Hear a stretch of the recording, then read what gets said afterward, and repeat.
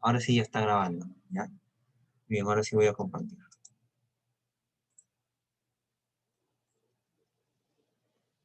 Bien, ¿me confirman si estamos a pantalla completa? Sí, profesor. Profesor, Sí, profesor, se ve muy bien. Gracias. ¿Qué será?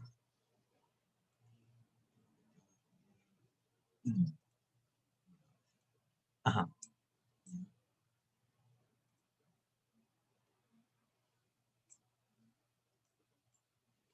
Con la tecnología hay que...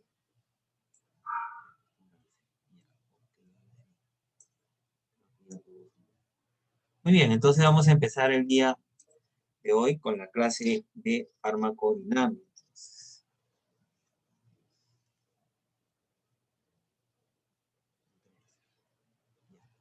Vamos a empezar la clase de farmacodinamia, ¿sí? Vamos a hablar de algunos conceptos importantes que debemos comprender, ¿no? En farmacología, ¿no? Básicamente son dos conceptos claves, ¿no? Para entender lo que es la relación de los fármacos y en las personas, ¿no? Y son dos, digamos, conceptos macro, ¿no? El de farmacodinamia y el de farmacocinética, ¿no? De manera sencilla, ¿no? La farmacocinética vendría a ser lo que el cuerpo le hace al medicamento, ¿no? Es decir, todas las acciones, todos los procesos por el cual eh, el cuerpo actúa sobre el fármaco, sobre la molécula, ¿sí? En cambio, farmacodinamia, ¿no?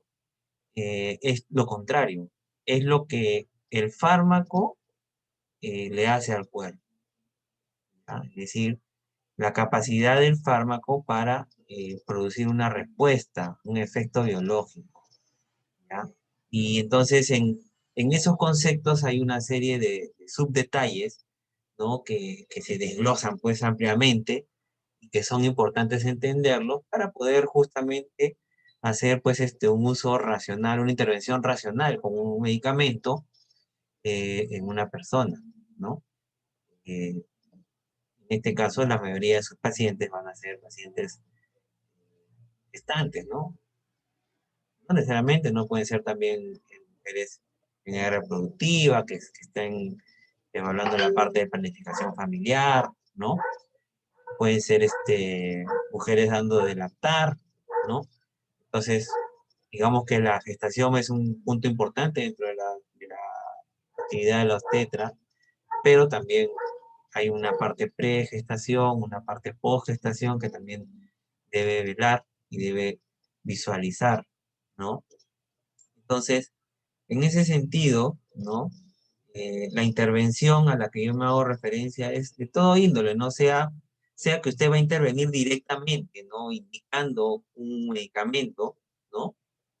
O sea que va a intervenir en relación en términos a dar una recomendación, a dar un consejo, a dar una indicación, inclusive el hecho de indicar, ¿no? Su intervención de una indicación de decir, eso no debe utilizar, ese medicamento no debe estar utilizando, es una intervención racional, ¿no?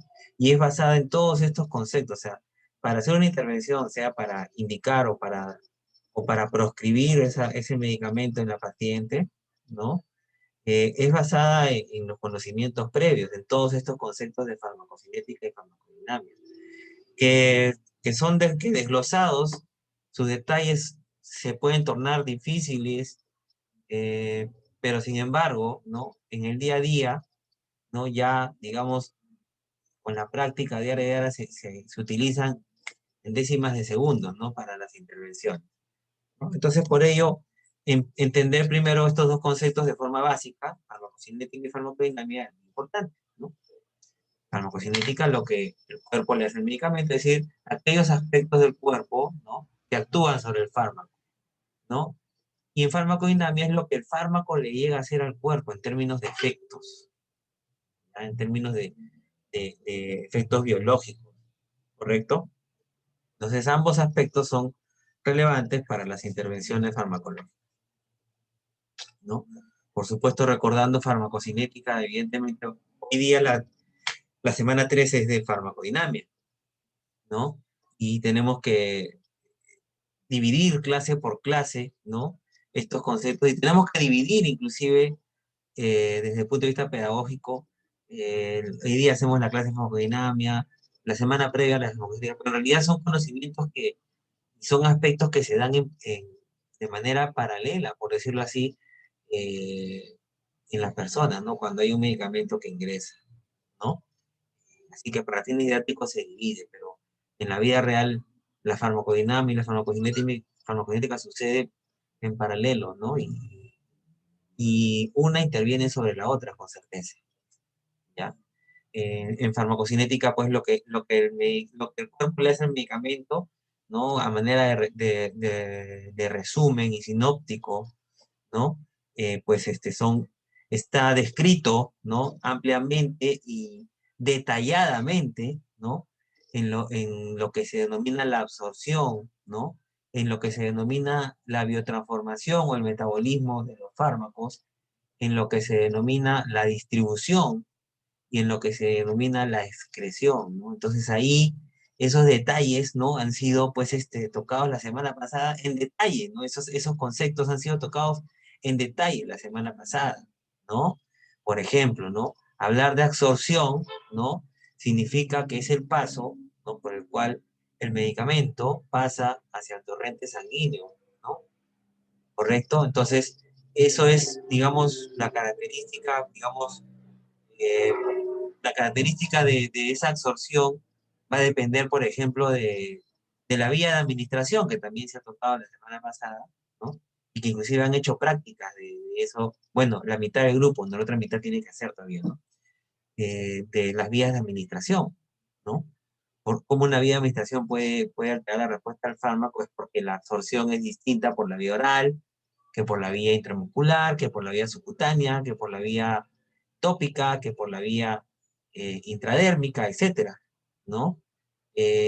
O que por la vía inhalatoria, ¿no? Por ejemplo, ¿no? En absorción, eh, un aspecto que le hace, ¿no? El cuerpo al fármaco, ¿no? Por ejemplo, es las características de los líquidos en los cuales se va a ir a mezclar el medicamento, ¿no? Por ejemplo, los líquidos a nivel de la boca, ¿no? Los líquidos que se secretan, que están en la saliva y que tienen un pH específico, los líquidos que se secretan a nivel del estómago, los líquidos que se secretan a nivel del intestino, ¿no? Son líquidos que son producidos por la secreción glandular, ¿no? De glándulas que están presentes en todo nuestro tracto gastrointestinal, ¿no? Que se secretan y con características específicas en términos de cationes y aniones, ¿no? Que terminan por generar una gradiente, un pH específico, ¿no? Entonces, esa característica per se, ¿no? De ese líquido va a ser algo que va a actuar sobre el medicamento. Porque todo medicamento va a tener una carga, ¿no? Según su carga, ¿no? Podría ionizarse o no ionizarse en relación al líquido en el cual se expone, ¿no? Entonces, hay una serie de detalles que ya los han revisado, ¿no? En la clase de farmacocinética, ¿no? Y es lo que le hace el cuerpo al medicamento. Por ejemplo, ¿no? El cuerpo eh, le presenta al medicamento, ¿no? Sus fluidos, por ejemplo. Y esos fluidos pueden actuar sobre el medicamento, ¿no? Lo que el cuerpo le hace al medicamento, ¿no? Ese medicamento podría migrar, viajar desde la boca hacia los intestinos, ¿no? Y llegar hacia el intestino delgado, hacia, hacia el ilion, que es donde se absorbe la mayoría de los fármacos, ¿no? Y bueno, podría llegar en un tiempo A, o podría llegar en un tiempo B, o en un tiempo C, hasta ese lugar, ¿no? Eso va a estar condicionado por quién. Por ejemplo, la capacidad motriz, ¿no?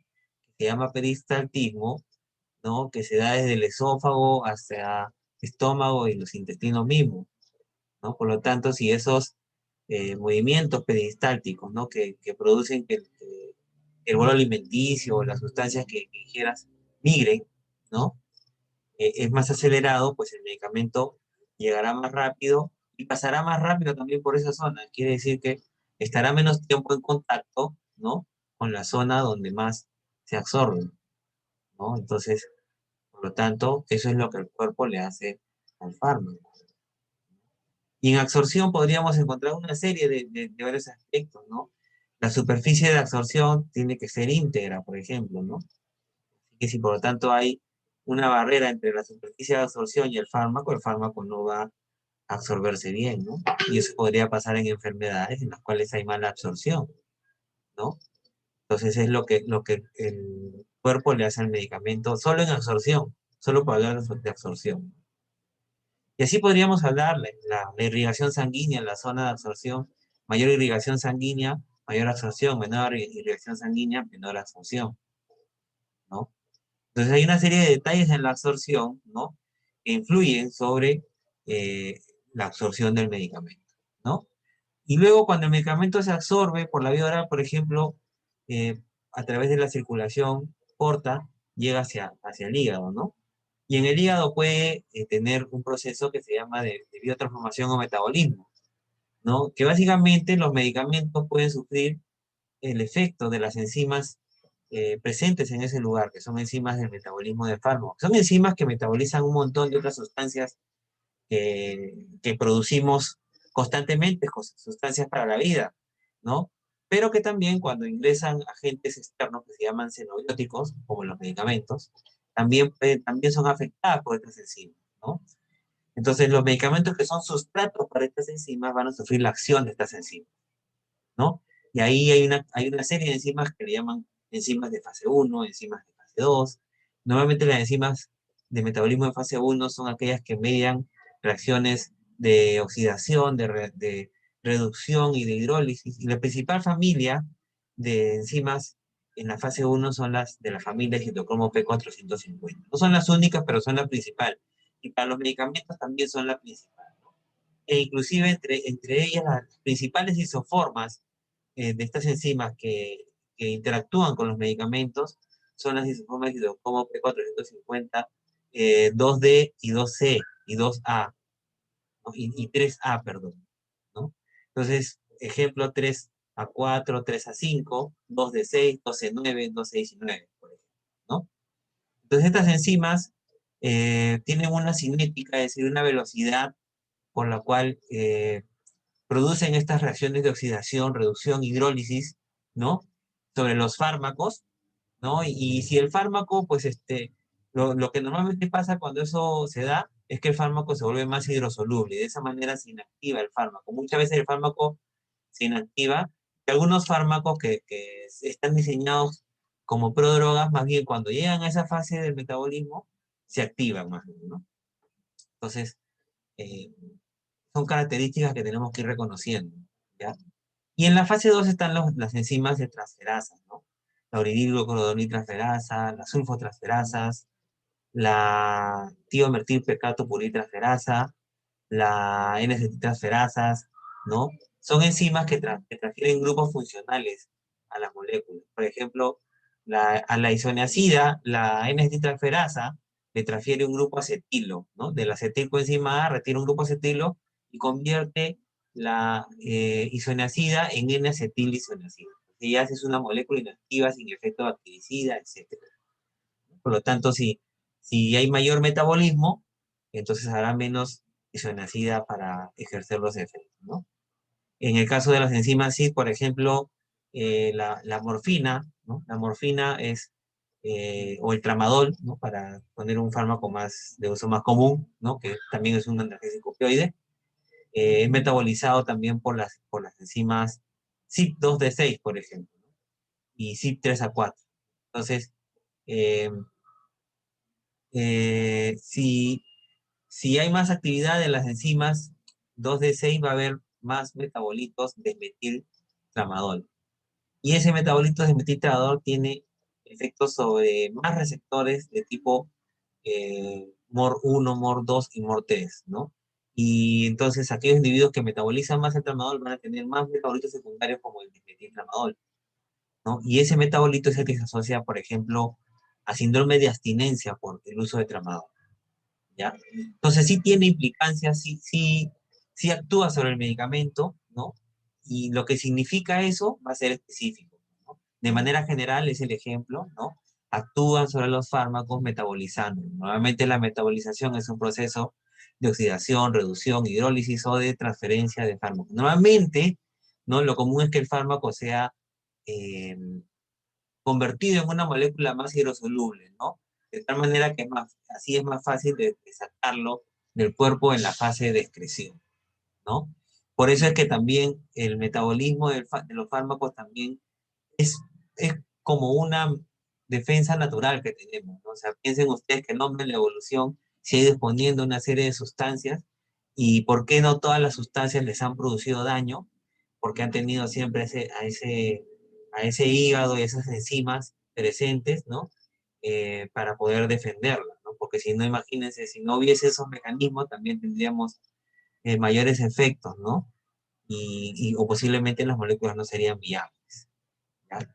Y bueno, luego el fármaco puede distribuirse a través de los diversos compartimientos en el cuerpo y hay una serie de mecanismos, ¿no? Aquellos fármacos que son más hidrosolubles van a depender menos también de una proteína transportadora, ¿no? Para llegar al sitio de acción. Otros fármacos tienen que ligarse, y esa es la mayoría, o un grupo importante de fármacos se ligan a proteínas plasmáticas para poder distribuirse y llegar a otras regiones del cuerpo, ¿no? La principal proteína es la albúmina, ¿no? No es la única tampoco, ¿no? Y bueno, la distribución significa el fármaco transportándose y distribuyendo en los diversos compartimentos. Para entender este ejemplo es muy importante, ¿no? O sea, por ejemplo, suelto una pregunta. ¿Ustedes creen que todos los medicamentos llegan al cerebro? No, No, No, no todos. no todo. Gracias a Dios, ¿no? Gracias a Dios que así es, ¿no? Porque si no estaríamos pues siempre como borrachos, como embriagados, o seríamos zombies, ¿no? Los zombies de la película seríamos quizás, ¿no? Eh, y eso es porque en la distribución de los fármacos, ¿no? Los fármacos pueden llegar muy bien al compartimento plasmático, es decir, llegar al plasma, pueden llegar al compartimento sinovial, es decir, a la sinovia, ¿no?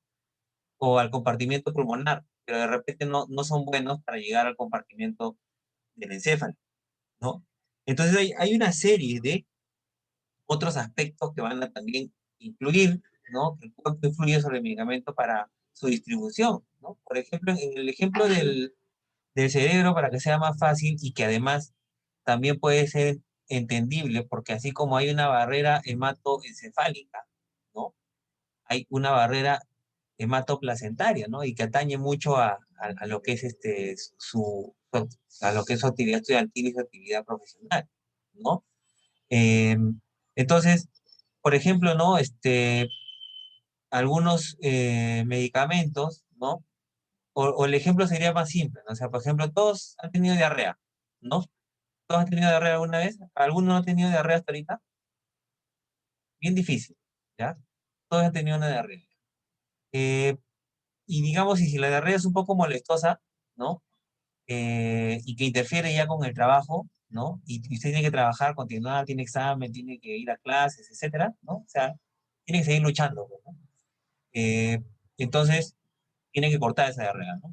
Y para eso hay medicamentos que te pueden ayudar a sobrellevar una diarrea y cortar para que no estés yendo todo el día al baño como pato, ¿no?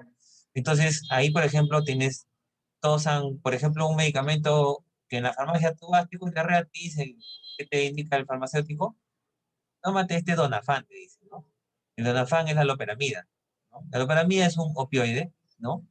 Y por lo tanto actúa en receptores opioideos, igual que la morfina, ¿ya? Entonces, ¿por qué la loperamida, siendo un opioide, tiene pocos efectos centrales? Es decir, efectos en el sistema nervioso central. Y sí tiene efectos periféricos a reducir la diarrea, ¿no? Es decir, actúan receptores opioideos, pero los que están ubicados en el intestino, y de esa manera reduce la diarrea, pero no actúa en el cerebro. ¿Por qué? Porque no tiene una distribución, ¿no? Importante en el compartimiento, ¿no? Del cerebro. Y eso es porque los fármacos para llegar a los compartimentos no solamente basta con la ligación a proteínas ni la distribución, sino también tienen que atravesar una serie de otras barreras para llegar a otros compartimentos, ¿no?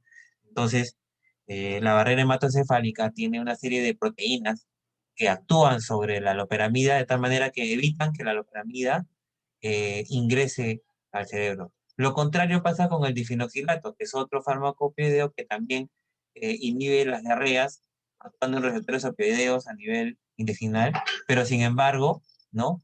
Ese fármaco tiene la capacidad de atravesar la barrera hematoencefálica y producir efectos opioideos. Entonces, más efectos adversos, por lo tanto, y por eso es que en la actualidad, entre esos dos fármacos, el que más se utiliza para las diarreas, ¿no? En todo caso, para suprimir las diarreas, dadas las circunstancias clínicas que lo requieran, es la loperamida, ¿no? Y eso fue bastante notorio en los 90, cuando hubo el cólera, por ejemplo, ¿no? La epidemia del cólera acá en Perú, ¿ya? Ok, y en los niños sufrían bastante eso, ¿no? Y se empezó a utilizar mucho difenoxilato, pero se empezó a ver muchos efectos centrales con el difenoxilato. Entonces, la loperamida tenía ese perfil farmacológico que a causa de la farmacocinética, ¿no? Es decir, el cuerpo le impide a la loperamida que llegue al compartimiento del cerebro. Y eso hace pues que haya menos efectos centrales de la loperamida. Centrales me refiero a efectos en el sistema nervioso central, ¿ya? Ejemplo de efectos en el sistema nervioso central, convulsiones, ¿no? Efecto epileptogénico, analgesia, ¿no? Por ejemplo, sedación, antidepresión, etcétera, ¿ya? Eh, vamos entonces, distribución, digamos que el concepto más clásico es el de la distribución de los fármacos ligados a proteínas, que la albúmina es la principal proteína. Eso, de todas maneras, tienen que aprenderlo, de eso vienen preguntas en el examen, de todas maneras, ¿no? Y el resto que les cuento es un poquito para que vean que hay un poquito más, ¿no? Que hay más detalles, ¿no? ¿Por qué la loperamida no llega al compartimento central? Por la barrera hematoencefálica. Muy bien, pero ese concepto es de los años 80, ¿no? Hablar de la barrera hematoencefálica es hablar de toda una vida, ¿no? Es un, es un sistema, ¿no? Actualmente se le considera como un sistema vivo, ¿no? Específicamente, ¿no? ¿Por qué la loperamida no llega al compartimento central? Por la acción de la glicoproteína P a nivel de la barrera hematoencefálica. ¿Qué cosa es la glicoproteína P?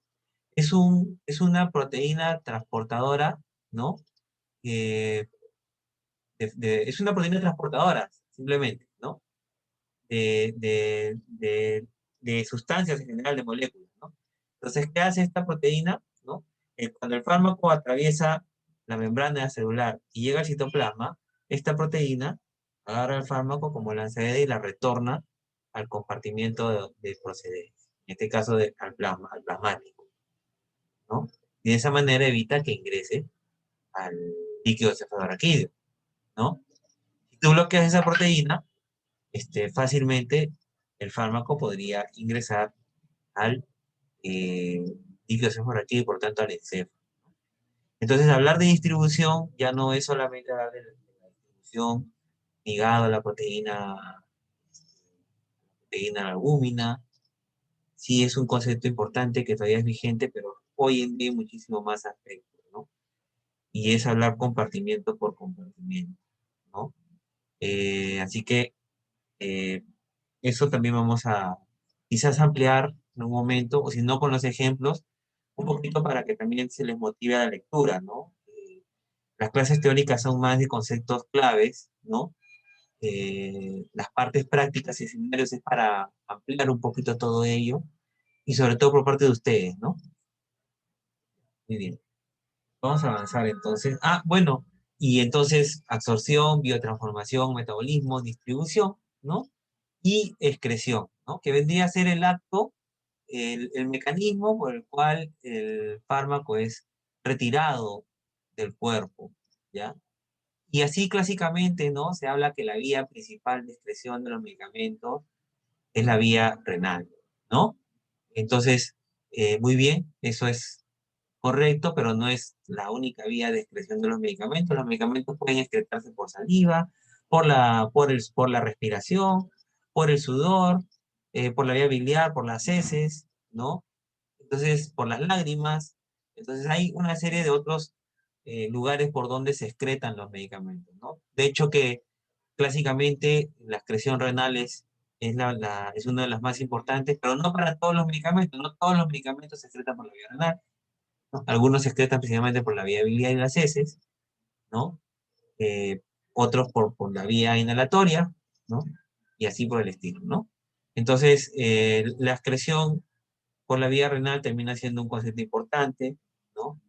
De ahí que la funcionalidad renal juega un rol importante ¿no? Para la excreción del riñón. Si la excreción está alterada, el riñón está alterado, la excreción puede modificarse y eso pues, podría generar, eh, digamos, alterar la concentración del fármaco en el plasma y ello podría generar mayores, ya podría influir sobre la farmacodinámica de ello, ¿ya? Muy bien. Y en la excreción, ¿no? Me parece que hay de repente una pregunta. Ah, ah, ¿Qué dice acá? A ver, Scarlett. Adelante, Scarlett, ¿cuál es la pregunta? Ah, no tiene micrófono. Nombre de la enzima. Ah, ya, la enzima, ya. Gracias. No solo el alcohol y la cocaína, lo primero es la salud. ¿A qué te refieres, Scarlett? Ya, bueno, pero las enzimas, ¿no? A las que está haciendo la consulta, eh, son, son enzimas de fase uno, enzimas de fase 2. Las enzimas de fase uno, la principal familia es la del citocromo P450, y hay varias isoformas, de 2D6, 3A4, 2E9, 2E19. Y las enzimas de fase 2, ¿no? Son las enzimas transferasa, ¿ya? Dirilgluconitraferasa, subotransferasa, tiometilpecato, ditraferasa, N-ditraferasa, entre otros, ¿no? Cuando hablas del alcohol, ¿no? Por ejemplo, el alcohol sufre el efecto de la eh, aldehído deshidrogenasa y la alcohol deshidrogenasa, ¿no? Entonces son enzimas de fase uno también, la ADH y la LDH, ¿ya? Que intervienen en el metabolismo del alcohol, ¿ya? Ok. La cocaína, el clorhidrato de cocaína también sufre el metabolismo, ya no me recuerdo exactamente ahorita la ruta enzimática. Me recuerdo su metabolito activo, que es la benzoilenconina. Me parece que es la citocromo P450 también la que intermedia el metabolismo del clorhidrato de cocaína. No sé si con eso respondo tu pregunta, Scarlett, o eh, tienes alguna otra consulta. Puedes escribirlo si no tienes micrófono. Parece que se salió Scarlett. Bueno, seguimos entonces, ¿ya? Entonces, bueno, y en la excreción de los fármacos, digamos que hay dos dos mecanismos principales, ¿no? La filtración y la secreción tubular, ¿no? La filtración es un mecanismo que se va a dar a nivel de la membrana basal de la nefrona, ¿no? Por lo tanto, su integridad es importante. Y la perfusión también es importante en ese nivel. Y la secreción es un mecanismo que se da de forma activa a nivel de los túbulos renales, ¿no? Proximal, asa de Henle, distal y colector, ¿ya? Entonces, no todos los medicamentos se van a excretar por filtración glomerular, ni todos los medicamentos se van a excretar por secreción tubular. Y digamos, lo que básicamente se ha hablado es de la filtración glomerular, pero cada vez hay más conocimientos de los mecanismos de secreción tubular de los fármacos, ¿ya? Entonces, eso es algo que deben tomar en cuenta, ¿ya? A ver.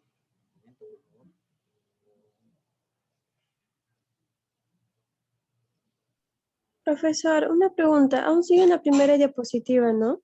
Ah, sí, es que estoy haciendo Ah, ya, un, ya. un repaso de la, Ok. de la clase previa, sí. Ah, Pensé sí, que no, era mi wifi. Está bien, profesor. no, está correcto, sino que era la parte introductoria era el resumen de la clase previa, ¿no? Para poder hacer la clase de ahora, ¿sí? Sino que lo estoy haciendo como quien dice a capela, ¿no? Eh, pero digamos que de alguna manera es un repaso, ¿no? De lo que ya hicieron la clase anterior, ¿sí? Eh, y eso es lo que quería que quede en claro, ¿ya? Porque además al final, ¿no? En las últimas diapositivas de esta clase de farmacodinámica vamos a ver, ¿no? Un poquito cuál es la diferencia entonces en la farmacodinámica en la gestante, ¿no? Y nos vamos a dar cuenta que finalmente la diferencia radica principalmente en los cambios fisiológicos que se dan en la gestante, que influyen sobre lo que hemos hablado, sobre la absorción, la distribución, el metabolismo y la excreción de, o sea, sobre los cambios fisiológicos que se dan en aparatos y sistemas que tienen relación con la absorción, biotransformación, distribución y excreción de los medicamentos, ¿no? Entonces, más que todo, la influencia sobre la farmacodinámica, ¿no? De la gestación es más indirecta a partir de los cambios que se dan en la farmacocinética, ¿ya? Por eso es que, de todas maneras, era necesario hacer este preámbulo y además que fue un acuerdo, ¿no? También con el profesor John, ¿no? De hacer un repaso de farmacocinética, ¿no? Para que ustedes también se vayan motivando, ¿no? Entonces, bueno, ¿cuánto tiempo hemos estado hablando ahorita? ¿Habrán sido 15 minutos, 20?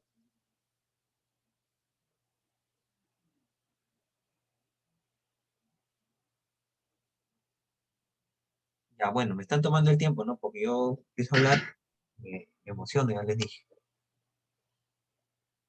Ahorita son 3:20, ¿correcto? Entonces,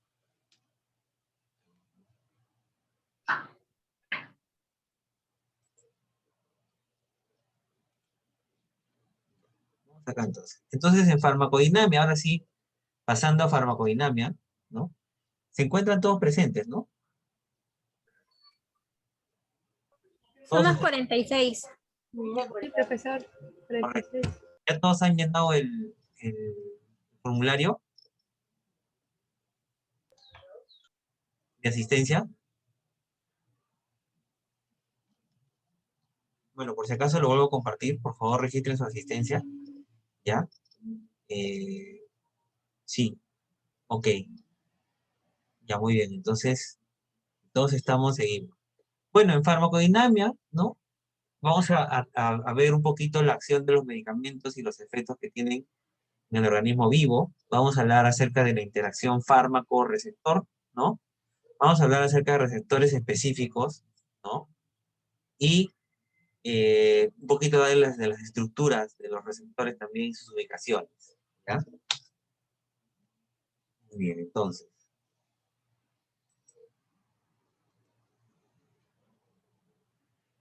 ¿Cuál es el concepto de farmacodinámica? Un poquito les había adelantado en la parte inicial, ¿no? Es el estudio de los mecanismos de acción, ¿no?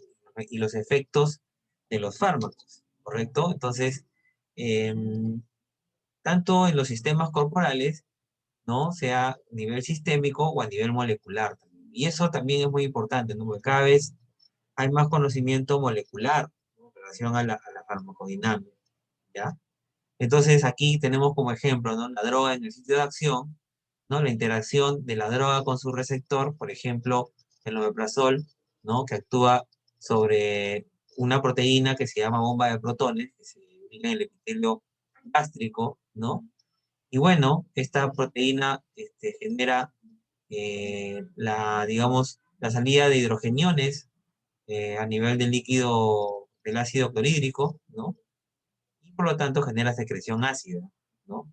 Entonces el omeprazol bloquea la actividad de esta bomba y eso hace pues que se bloquee la acidez de esa secreción endocrina que se presenta a nivel del estómago, ¿no? Y ahí se construye la actividad antiácida de el omeprazol, ¿no? Entonces actúa sobre un receptor para producir su inhibición de su actividad, ¿no?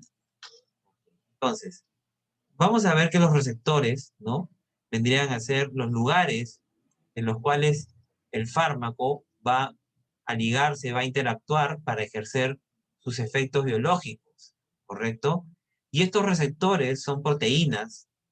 Todos los receptores de los fármacos son proteínas, en principio, ¿ya?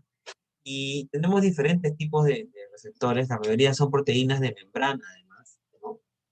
Y tenemos diferentes tipos de receptores, ¿no? Por ejemplo, aquí en el A tenemos un receptor que se denomina receptor de tipo canal iónico, es decir, esta es una proteína transmembrana, ¿no? Una macromolécula, ¿no?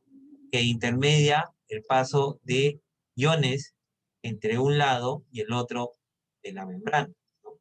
Dicen ustedes que esta puede ser una célula y esta es su membrana, su capa lipídica, ¿no? Y pues la intermediación de iones de un lado al otro, pues puede alterar, ¿no? Las cargas, ¿no? A nivel de esta membrana, ¿no? Y eso generar potenciales de acciones o inhibir estos potenciales de acción, ¿no? Por otra parte, ¿no? Ese flujo de iones también podrían comportarse esa entrada de iones como mensajeros intracelulares. Entonces, un receptor puede ser un canal iónico, ¿no? Y por lo tanto, aquí el ligando, ¿no? Actuaría sobre el receptor, ¿no?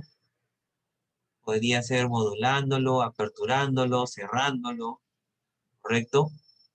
En un buen cristiano, influyendo sobre la regulación del flujo del ion, ¿no?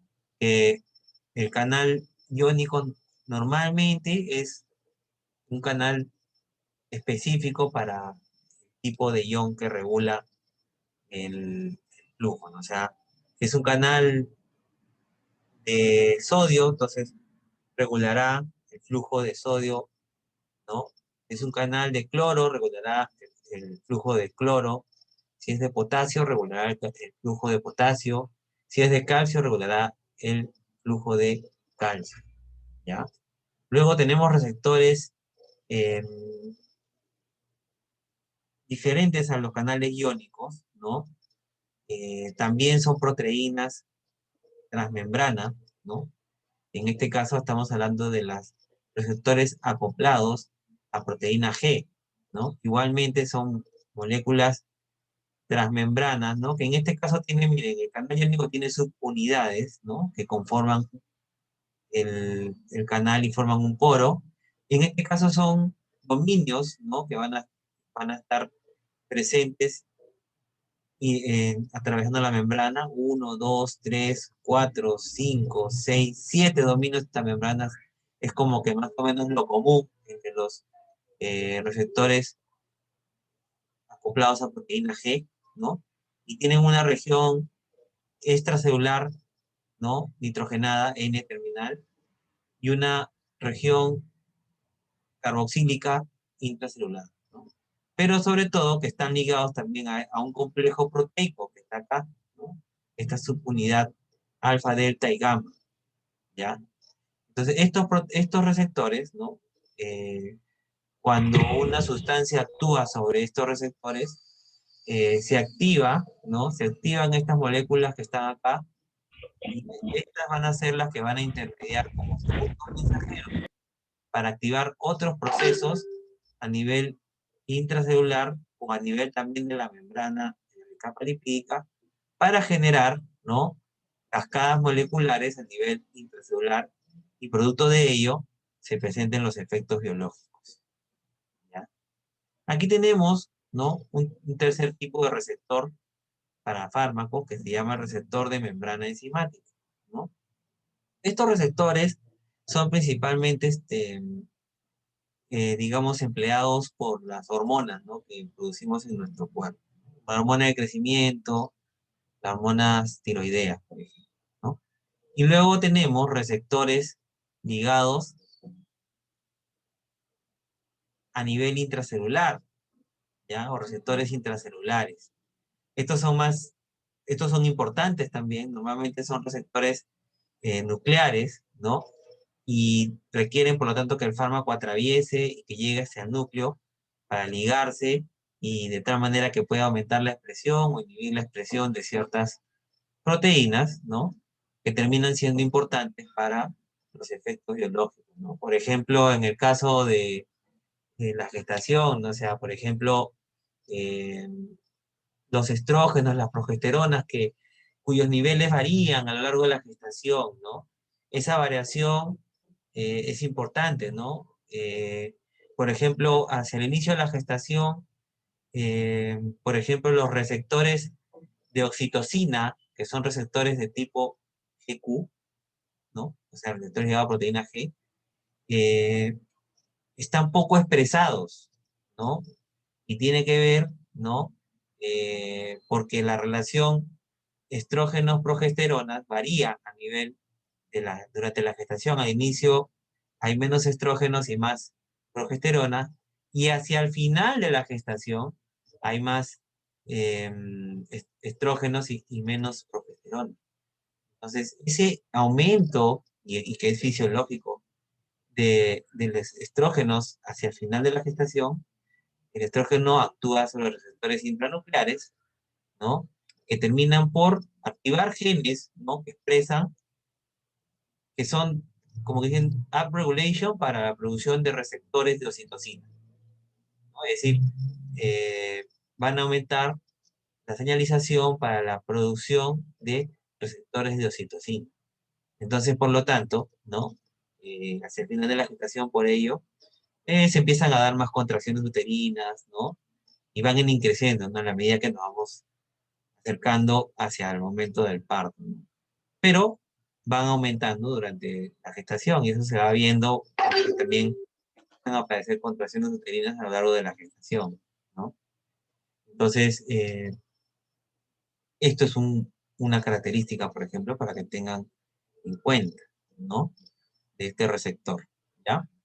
Bueno, así podríamos ir dando una serie de ejemplos. Además que he visto en el sílabo que hay otras clases que ya son más directas para hablar de estos fármacos ya propios que se utilizan durante la gestación, ¿no? Por ejemplo, citósicos, topolíticos, ¿no? Esto ya vamos a hablar más en tópicos específicos, ¿no? Que están en el sílabo. Solo que para que estos conceptos que son fríos, ¿no? Sean un poquito más fijados, es con los ejemplos correspondientes, ¿no? Entonces, un canal iónico, por ejemplo, pues les decía que podría modular el flujo de iones, ¿no? Y eso podría alterar la polaridad de las membranas, tanto a nivel interno como a nivel extracelular, ¿no? Y ello es importante para los potenciales de acción, ¿no? Entonces, si el flujo es, por ejemplo, para el ingreso de iones sodio, ¿no? Por ejemplo, en el nódulo sinusal, entonces habrá más señal del nódulo sinusal al nódulo auriculoventricular y por lo tanto habrá más frecuencia cardíaca, ¿no? Porque es la regulación eléctrica para producir aumento de latidos cardíacos por minuto, ¿no? Entonces, eso es importante, ¿ya? En relación a un receptor ligado a iones, ¿no? Por ejemplo, eh, en un, en un,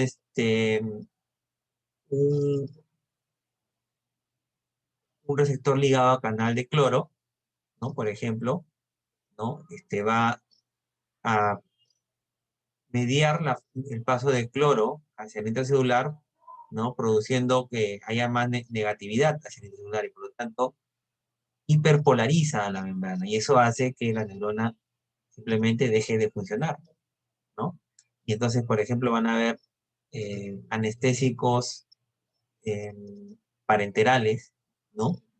Que actúan sobre los receptores de tipo canal iónico que modulan el flujo de cloro sobre la membrana. Y de esta manera producen anestesia, de tal manera que deprimen la actividad cerebral y bueno, deprimen también el dolor, la sensibilidad y entonces pueden hacer el acto quirúrgico, ¿no?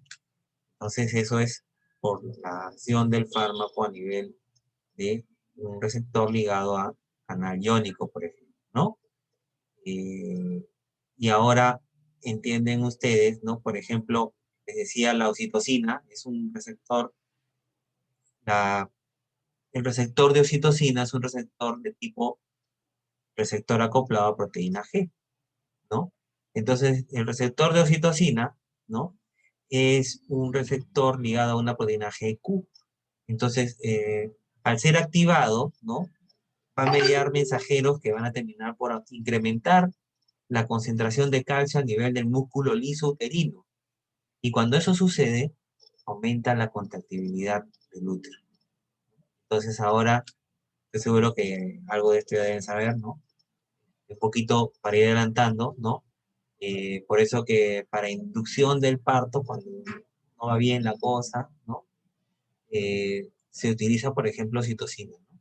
Para inducir que las contractibilidades aumenten y pues se pueda dar el parto vaginal, ¿no? Natural. Entonces eso es porque es un receptor ligado a proteína G, ¿no? En el músculo liso aumenta la contractibilidad del músculo liso. Entonces por eso es que se da oxitocina, por ejemplo, en esas circunstancias, ¿no? Muy bien. Y bueno, y en el caso de lo que se hablaba de los receptores nucleares, ¿no? Ahí hay una serie de terapia de fertilidad, por ejemplo, en las cuales se utilizan en la actualidad terapias hormonales, ¿no? Con estrógenos, progesteronas, para ayudar a la fertilidad y en la viabilidad de una gestación en personas que tienen algunas alteraciones en la fertilidad, ¿ya? Y podríamos profundizar posteriormente, ¿ya? Vamos avanzando entonces. Entonces, los canales iónicos transmembrana, ¿no? Como les decía, ¿no? Tienen funciones celulares y requieren el paso de iones a través de la membrana. Es lo que hemos dicho, ¿no? Conclusión, ¿no? Conclusión, por lo tanto, ¿no? Las funciones de estos canales, ¿no? Que están ubicados en diferentes partes del cuerpo, ¿no? Por ejemplo, son la neurotransmisión, ¿no? La neurotransmisión es la forma de comunicarse entre neuronas, ¿ya? Una neurona y la otra, hay un espacio que se llama sinapsis, y la neurona presináptica secreta neurotransmisores que van a actuar sobre la neurona postsináptica. Entonces, muchos neurotransmisores actúan sobre canales iónicos, ¿no? Y continúan entonces la comunicación entre neurona y neurona, ¿no? La conducción cardíaca, por eso hice el ejemplo del nódulo sinusal, ¿no? La contracción muscular, también, por supuesto, ¿no? Los canales iónicos también. Por ejemplo, en el músculo esquelético, ¿no? Por ejemplo, este acto, ¿no? Este acto, bueno, que no hay nada acá, no se ve nada, pero bueno, algo es algo, pero es nada. Es un acto voluntario, ¿no? Es un acto voluntario, ¿no? Pero este acto voluntario significa la secreción de acetilcolina, ¿no? Y para que se dé la contracción, ¿no? Tiene que haber la activación, ¿no? De potenciales de acción mediados por la acetilcolina en los canales, en los receptores nicotínicos musculares, ¿no? Para la apertura de canales de sodio, y de tal manera que se generen potenciales de acción a nivel del músculo esquelético, que genere la contracción, ¿no? Yo puedo hacer todo este movimiento, ¿no? Con mi fuerza, levantar mi brazo y hacer esto, ¿no? Entonces, eso sería contracción muscular mediada por un canal iónico transmembrana. Distinto es a la contracción muscular lisa, que hice el ejemplo del músculo liso, ¿no? Uterino con la oxitocina, ¿ya? Entonces, todos estos son blancos terapéuticos, ¿no? La neurotransmisión, les decía que están los anestésicos, ¿no? Por ejemplo, los anestésicos parenterales que actúan sobre receptores que intermedian el flujo de cloro, ¿no? En la conducción cardíaca, ¿no? Por ejemplo, hay fármacos que bloquean, ¿no? A los receptores colinérgicos, ¿no? Para para crear la actividad de la conducción cardíaca. Y en la contracción muscular, por ejemplo, hay bloqueantes neuromusculares, ¿no? Que bloquean justamente la actividad a nivel de la membrana mioneural, ¿no? De tal manera que producen parálisis flácida, ¿no? Por ello, ¿no? Estos canales iónicos, ¿no? En estos ejemplos se convierten en blancos terapéuticos. Blancos para fármacos con indicación terapéutica, ¿no? Entonces, los dominios ligados, ¿no? Ligado a ligandos, ¿qué se llama? Dominio ligado a ligando, ¿no? Puede ser el dominio ya. Entonces, ¿qué quiere decir, no? Por ejemplo, Estos son los dominios, ¿no? O los, digamos, la conformación estequiométrica del canal iónico, ¿no? Dos subunidades alfa, una subunidad gamma, ¿no? Y dos subunidades beta. Entonces, estas moléculas proteicas que atraviesan toda la membrana, ¿no? Los sitios, ¿no? En el que se liga el fármaco o la misma sustancia fisiológica, ¿no? El dominio podría ser a nivel extracelular, a nivel dentro del canal o también a nivel intracelular, ¿no? O sea, es decir, dependiendo del fármaco, algunos fármacos se van a ligar en una zona externa, algunos en una zona dentro del canal y otros en una zona interna para producir el efecto de regulación del flujo iónico, ¿ya? Dominio que interactúa con otros receptores homologables. Casi siempre es intracelular en este caso, ¿ya? Ok. Miren acá, ¿no? Acá tenemos, por ejemplo, el receptor nicotínico que les hacía referencia, ¿no? Este es un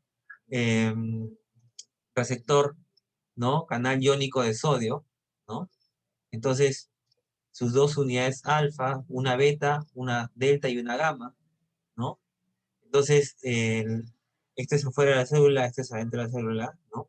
Un poro, una macromolécula compuesta por subunidades proteicas que atraviesan la membrana plasmática. Entonces, bien, la acetilcolina, en este caso que es el ligando endógeno, que también podría ser administrado como droga, ¿no?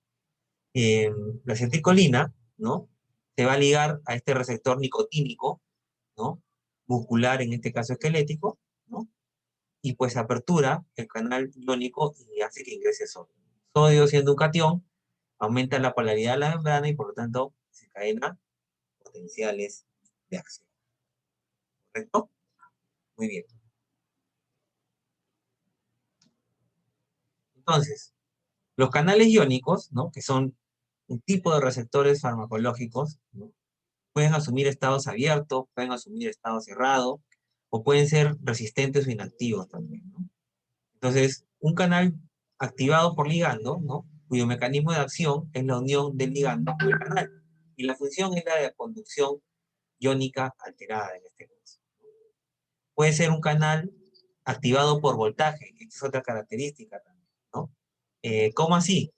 En la membrana van a haber una serie de varias macromoléculas, ¿no? Que algunas necesitan un ligando para poder ser aperturadas. Otras se aperturan por la despolarización de la membrana, ¿no? Entonces, por ejemplo, hay canales activados por voltaje. El cambio de gradiente del voltaje transmembrana y la función de ello también es alterar la conductancia de iones. Por ejemplo, eh, ¿no? El canal de calcio de tipo L es un voltage gate channel, ¿no? Es un canal ligado a voltaje. Entonces, por lo tanto, ese canal requiere que haya un potencial de acción, ¿no? En esa neurona para poder aperturarse y que ingrese calcio, ¿no? Entonces, por ello, ¿no? Por ejemplo, durante la gestación, ¿no? Algunas veces hay actividad uterina incrementada, ¿no? Y eso sucede en un momento inadecuado, ¿no? Puede precipitar abortos o puede precipitar partos pretérminos, ¿no? Y eso pues con las consecuencias que ello significa, ¿no? Entonces, por ejemplo, un fármaco que actúa sobre un canal activado por voltaje es el nifedipino, por ejemplo, que es un calcio antagonista que actúa justamente sobre todo el calcio tipo E, ¿ya? Ok, o hay fármacos, hay canales ligados, regulados por un segundo mensajero. Entonces, en este caso, el mecanismo de activación es unión del ligando al receptor transmembrana con dominio citosólico acoplado a la proteína G, que lleva a la generación de un segundo mensajero, ¿no?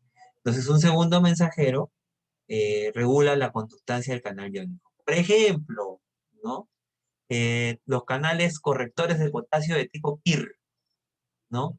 Entonces, esos canales correctores de potasio son canales que regulan el flujo de potasio hacia afuera de la membrana, ¿no? De tal manera que si yo saco cationes de mi intracelular, el intracelular se empieza a negativizar, ¿no? Si no hubiesen esos mecanismos, con certeza que los potenciales de acción serían disregulados, ¿no? Y pues todas nuestras células son dependientes de potenciales de acción. Es así, ¿ya? Bueno, entonces los canales KIR, ¿no? Requieren de la fosforilación a nivel, a nivel del polo intracelular del canal iónico de potasio, ¿no? Lo cual sucede por un segundo mensajero que viene de toda una cascada que viene activada desde una proteína G, ¿ya? Entonces, esos son canales, esos son tipos de canales regulados por el segundo mensajero, ¿ya? Más difícil encontrar, eh, digamos, intervenciones farmacológicas utilizando esta estrategia. Más bien este conocimiento sí ayuda a entender un poquito más los efectos de ciertos fármacos, eso sí, ¿ya? Bueno, por ejemplo, los anestésicos locales, la lidocaína, por ejemplo, necesita, por ejemplo, la lidocaína eh, atraviesa la membrana, la bicapa lipídica, y sobre el canal cerrado, ¿no? Actúa, sobre el canal cerrado de sodio, actúa bloqueándolo, y de tal manera que ya no puede aperturarse ese canal. Y entonces así bloquea el ingreso de sodio a la neurona y produce anestesia por eso, local. La benzodiazepina, por ejemplo, el diazepam, es un fármaco que se va a unir en una región extracelular del canal de cloro, ¿no? Y apertura el flujo, el canal de cloro, aumentando el flujo de cloro y por lo tanto hiperpolariza a la neurona. Entonces, de esa manera produce una actividad, por ejemplo, anticonvulsivante. Entonces, bueno, ¿no? Acá simplemente no era lo de la sinapsis, ¿no? Y acá veíamos una neurona presináptica, por ejemplo, este es un canal dependiente de voltaje, necesita que haya un potencial de acción para que ingrese el calcio. ¿Por qué es importante que ingrese el calcio? Porque el calcio va a terminar por eh, actuar como segundo mensajero, y si esto lo viésemos en una célula muscular uterina, el calcio que ingresa estaría activando la liberación de más calcio a nivel intracelular y por lo tanto aumentaría la contractibilidad, ¿no? En este caso, el calcio actúa como un mensajero sobre las vesículas en la neurona presináptica para poder activar su migración y de esta manera las vesículas se fusionen con la membrana presináptica y liberen sus neurotransmisores para que estos luego actúen sobre sus receptores postsinápticos y bueno, y continúen los efectos, ¿no? Ok. Muy bien, vamos a hacer una pausa hasta esta parte, ¿sí? Eh, sí, vamos a hacer una pausa hasta esta parte para poder también hacer nuestra respectiva pausa activa. Técnicamente tenemos para terminar esta clase teórica, hasta las 4:35 y son 3:47. Ok, entonces vamos a hacer una pausa de 10 minutos, ¿le parece bien? ¿Ya? Por favor, si están de acuerdo, pongan like. Está bien, profesor. Sí, profesor, está bien. Sí, Está bien, profesor. profe. Está bien, profesor. Ya, no me hagan bullying, pues, no me griten. Está bien, entonces 10 minutos corriendo desde ahorita cuentan, ¿ya? Para levantarnos, mojarnos la cara, etc.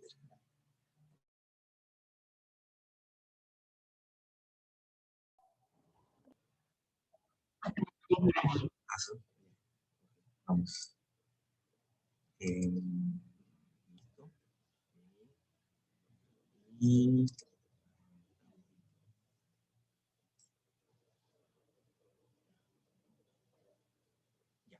ahí vamos entonces. Bueno, nos habíamos quedado, ¿no? En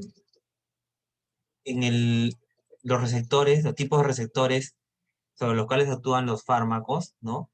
Entonces, en la relación droga-receptor en farmacodinamia es importante, ¿no? Reconocer esa interacción, porque a partir de esa interacción es que sucede toda la farmacodinamia. Esa es ya superado la farmacocinética, el fármaco tiene que ligarse a un receptor, tiene que interactuar con un receptor para producir sus efectos biológicos, ¿no? Por ello es importante conocer los receptores, ¿no? Primero, hoy día es conocer los receptores, sus características, sus detalles, ¿no? Y progresivamente van a ir dándose cuenta de el efecto es sistémico. Ah, ¿por qué? Ah, porque el fármaco actúa sistémicamente. ¿Eso qué significa? Ah, bueno, que va a actuar a todos lugares donde llegue y donde existan receptores con los cuales interactúen, ¿no? Entonces, acompañado de conocer el receptor, es conocer la distribución de los receptores, ¿no? Para entender por qué tengo efecto, por qué lo uso para el dolor de estómago, pero termino teniendo efectos también en la rodilla, en el cerebro, en el útero, ¿no? Entonces, inclusive en el nuevo ser, inclusive, ¿ya? Entonces, es porque, bueno, existen receptores en los cuales actúa el fármaco. Y donde existen receptores y llegue el fármaco, veremos efectos. Entonces, ahorita es conocer los receptores, ¿no? Y conocer que en estos receptores interactúan los fármacos, ¿no? Bueno, aquí está el receptor ligado a proteína G, ¿no? Estos receptores también se le llaman receptores metabotrópicos, ¿no?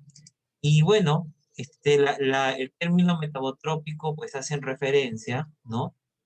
A, a la, digamos, a los mecanismos trópicos, metabólicos, que se van a presentar tras la activación de un receptor de esta naturaleza. Ya hemos hablado que estos receptores son distintos a los canales iónicos, ¿no? Presentan una porción extracelular nitrogenada N-terminal, siete fracciones transmembrana, ¿no? Y una fracción terminal carboxílica, ¿no? Y que están ligados, ¿no? A estas macromoléculas alfa, beta y gamma, ¿no? Que son los que fungen de mensajeros, ¿no? Tras la activación del receptor, para transmitir un mensaje a otras moléculas y generar los efectos biológicos, ¿correcto? Muy bien.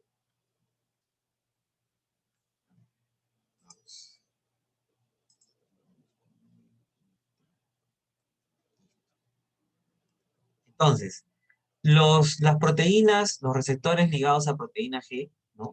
Son de diferentes tipos, ¿no? Los principales son los que menciono en este caso, los principales en relación a farmacodinámica y efectos de fármacos, ¿no?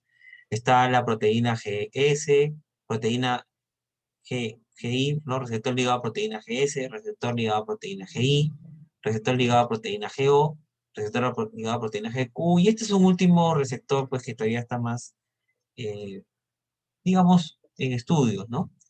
Y las acciones que se presentan cuando se activan estos receptores, ¿no? Por ejemplo, el receptor ligado a proteína GS activa canales de calcio, ¿no? Eh, y activa la adenilciclasa. Entonces, miren qué importante esto, ¿no? Recuerdan que en el receptor, por ejemplo, se habla de que activa la adenilciclasa. La adenilciclasa sería una macromolécula que va a estar presente en la capa lipídica. Entonces, por ejemplo, cuando se activa el receptor, ¿no? Ligado a GS, ¿no? Una fracción de estas tres unidades va a ser la que va a activar a la adenilciclasa para que la adenilciclasa intermedie la formación de ATP a AMP, de adenosine-trifosfato, adenosine-monofosfato, que es un mensajero intracelular que va a cumplir otras funciones más a nivel celular. Pero la subunidad restante, beta-gamma, termina por mediar otras reacciones y terminan por activar, ¿no? Lo que menciona acá, canales de calcio, ¿no? Entonces, hay una serie de efectos que se dan tras la actividad sobre la proteína GS. La actividad sobre la proteína GI, ¿no? Es la de activar canales de potasio y de inhibir a la adenilciclasa, ¿no? Entonces, esta es la proteína, ¿no? Que sus mensajeros, ¿no? Van a activar a nivel intracelular al canal de potasio corrector KIR, por ejemplo, que es importante en los potenciales de acción de los marcapasos cardíacos, por ejemplo, ¿ya? Y bueno, y al inhibir la adenilciclasa, inhibe la formación de ATP hacia el AMP cíclico, Y el AMP cíclico termina, al no haber AMP cíclico no se va a producir otros mensajeros relacionados a la liberación del calcio, por ejemplo. La proteína GO inhibe canales de calcio directamente y la proteína GQ, la liberación de la fracción alfa, ¿no? Va a terminar por activar a la fosfolipasa C, ¿no? A nivel de la capa lipídica, y de estas, como ustedes recuerdan, ¿no? Se desprenden dos mensajeros, el inositol trifosfato y el diacilglicerol, ¿no? Y esos mensajeros tienen otras acciones específicas a nivel intracelular, ¿no? Molecular. Aquí, por ejemplo, acá tenemos un agonista, podría ser un agonista endógeno, una molécula endógena, o podría ser un fármaco, ¿no? Que actúa sobre, sobre un receptor de proteína GQ, ¿ya? Entonces aquí está la fracción extracelular, las fracciones que atraviesan la membrana y la fracción intracelular carboxílica, ¿no? Ligados a estas subunidades beta gamma alfa Q, ¿no? Entonces cuando se activa, ¿no? Esto se desprende, la subunidad alfa Q, ¿no? Media la formación del guanosidin trifosfato a guanosidin trifosfato. Fosforila a la subunidad alfa Q, que termina por activar a la fosfolipasa C. Y de esta se desprenden la formación de diacilglicerol y la del IP3. El IP3, ¿no? Actúa sobre el receptor de ranodina a nivel del retículo sarcoplásmico y libera calcio. Y el calcio a nivel intracelular termina por, si estamos en un músculo, intermediar, ¿no? La interacción entre los filamentos de actina y miocina, ¿no? Y se produce la contracción, por ejemplo, ¿no? Y el diacilglicerol, ¿no? Media, ¿no? La proteína sinasa C, que está inactivada, es activada por el diacilglicerol al ser fosforilada, y tenemos proteína sinasa C activada, que tiene también otras funciones intracelulares importantes, ¿no? Entonces estos son mensajeros. Y esto es lo que sucede cuando un fármaco actúa sobre un receptor ligado a proteína G, ¿no? Esto es lo que sucede cuando un fármaco actúa a un receptor ligado a proteína GS, ¿no? Como les decía, ¿no? La fracción alfa, en este caso, ¿no? Va a intermediar la desfosforilación, ¿no? Del guanidil trifosfato hacia guanidil difosfato, ¿no? Y bueno, esta fracción activada con guanidil trifosfato termina por activar a la adenosiclasa. La adenosiclasa, ¿no? Actúa sobre la adenosin trifosfato, ¿no? Y forma adenosina monofosfato cíclico, ¿no? Que va a actuar sobre una serie de otras sinasas, ¿no? Para producir efectos a nivel intracelular, ¿correcto? Y lo opuesto produce la acción de un fármaco sobre el receptor ligado a proteína GI. Vale decir, el efecto final va a ser el de la inactivación del AMP cíclico, ¿correcto? De todas maneras, la fracción alfa I, en este caso, ¿no? Es activada, ¿no? Por el guanidil trifosfato, y esta, al actuar sobre la adenosiclasa, inhibe, ¿no? El paso de ATP hacia la AMP5. Bueno, estos son los receptores transmembranas, estos son receptores más ligados a hormonas, como le decía, ¿no? Dominios enzimáticos. Normalmente actúan en tándem, es decir, tiene que activar dos receptores transmembranas enzimáticos, porque estos terminan por fusionarse, ¿no? Para producir proteínas citoplasmáticas, ¿no? Como la tirosina, por ejemplo. Entonces, proteínas que abarcan una sola membrana, utilizadas por hormonas y factores de crecimiento, como las hormonas tiroideas, ¿no? Y bueno, el grupo más grande son los receptores de tirosina sinasa. Estos no son muy importantes para el caso de la mayoría de los fármacos, y para el caso de la gestación tampoco, ¿no? En el caso de las proteínas GQ, sí, pues les puse el ejemplo de la oxitocina, y aquí sería la acción de la oxitocina, ¿no? Por ejemplo, está la ergometrina, que utiliza para para disminuir el sangrado postparto, Hipotonía. ¿no? Claro, la hipotonía, y para también disminuir el sangrado postparto, ¿no? Entonces también se utiliza la ergometrina, solo que en este caso la ergometrina no actúa sobre el receptor de citocina, sino actúa sobre el receptor de tipo adrenérgicos, ¿no? Receptores adrenérgicos, ¿no? Que también tiene la particularidad también de ser también receptores ligados a proteínas GQ, por ejemplo, ¿no?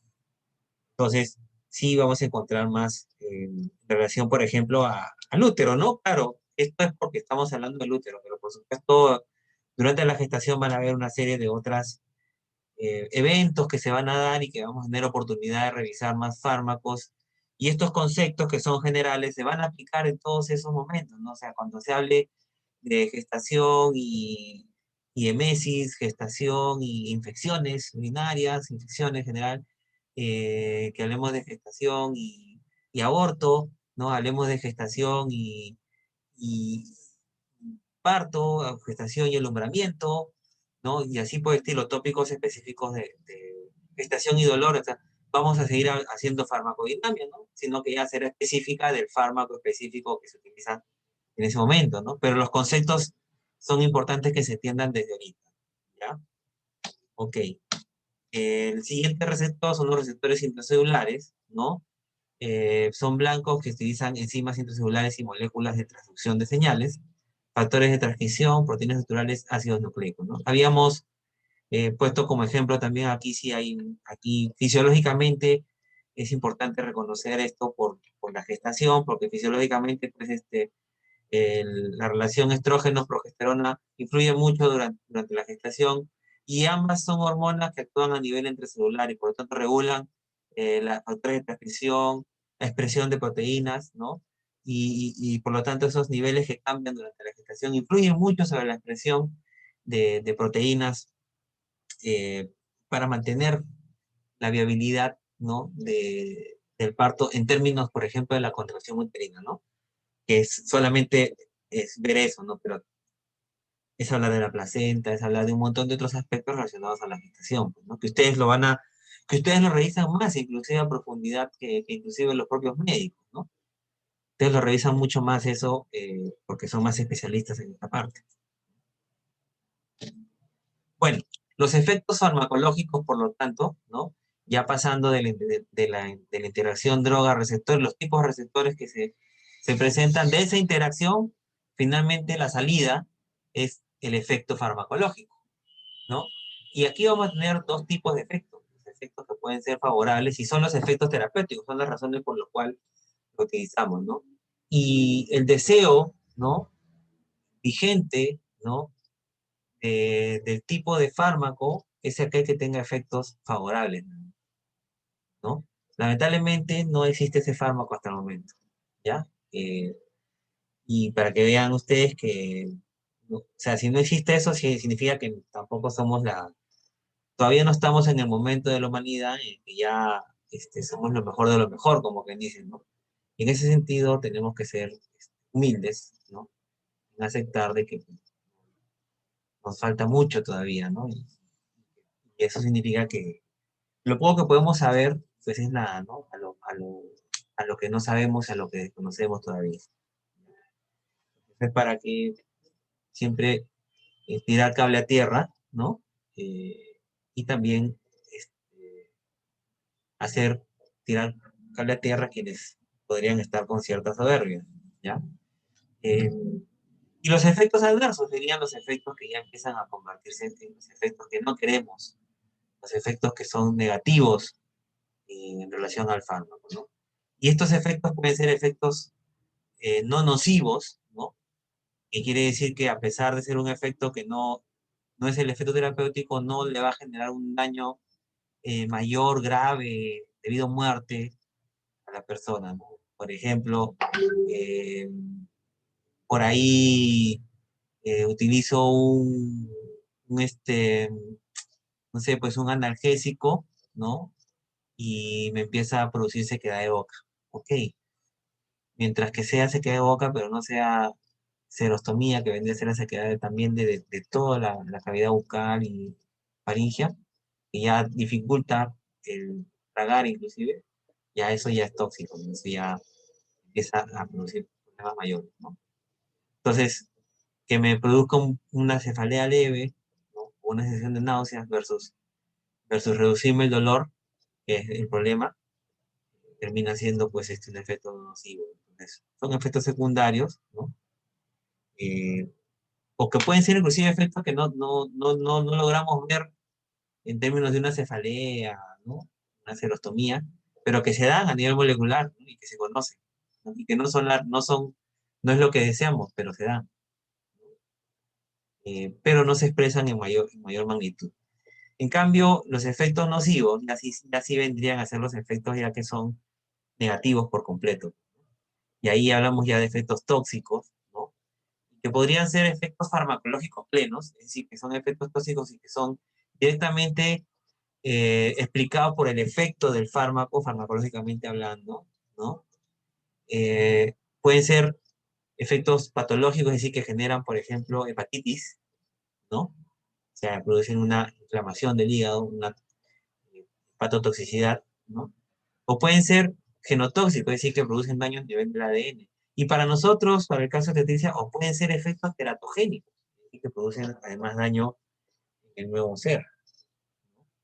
Entonces ya estamos hablando de los efectos tóxicos, ¿no? Los efectos más negativos, ¿ya? Los efectos adversos se pueden dividir, pues, no nocivos en leves, moderados, ¿no? Pero o digamos, van a haber diferentes clasificaciones de ellas. Lo normal es que los fármacos, por lo tanto, tengan efectos pleiotrópicos, ¿no? Es decir, que no tengan un solo efecto.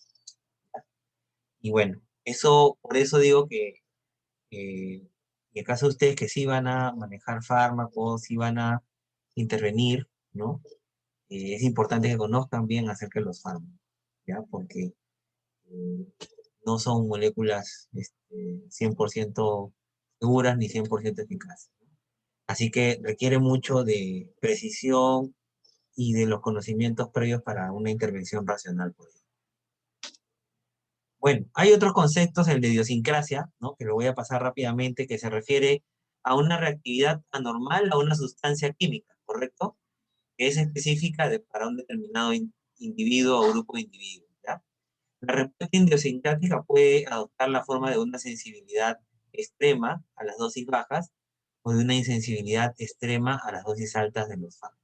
Es una respuesta ya muy fuera de las explicaciones, ¿no? que existen para una respuesta farmacológica, ¿ya?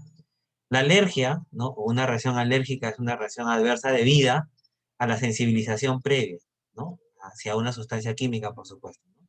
Y bueno, es específica, ¿no? A una que es estructuralmente similar, o sea, a una molécula que es estructuralmente similar a la sustancia previamente expuesta, ¿no? Y estas reacciones son mediadas por la inmunidad, ¿no? Entonces, no estamos hablando de la siguiente, que es reacciones de hipersensibilidad, que son respuestas mediadas por la inmunidad también, pero que son exageradas, ¿no? Y son mediadas por la inmunidad, la hipersensibilidad de tipo 1, ¿no? Mediadas por la inmunoglobulina E, ¿no? Entonces esas son reacciones de hipersensibilidad graves que pueden producir un shock anafiláctico, ¿no? Las de alergia o los otros tipos de reacciones mediadas por la inmunidad, pues pueden ser de índole humoral, de índole celular, ¿no?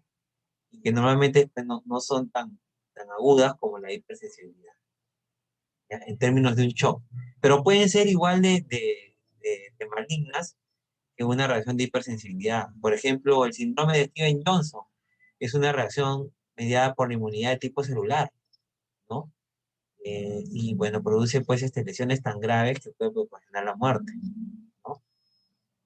Es un tipo de alergia también eso.